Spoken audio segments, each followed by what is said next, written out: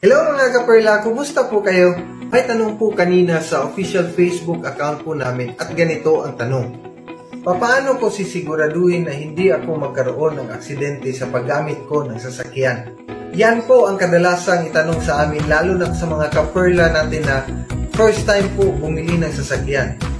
At ito naman ang sagot ng Perla Insurance. Una, huwag magmaneho ng nakainom. Dahil ito ay bawal sa batas at hindi mo kontrolado ang sasakyan mo. Pangalawa, bawal mabilis magpatakbo ng sasakyan dahil kapag matulin at mabilis ang takbo mo, mahihirapan ka ng magpreno.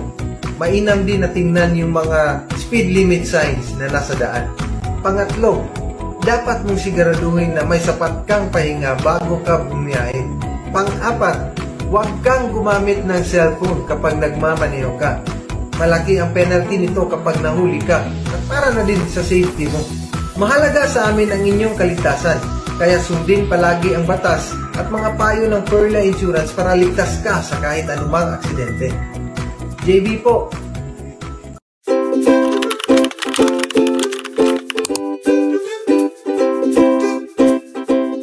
All is well.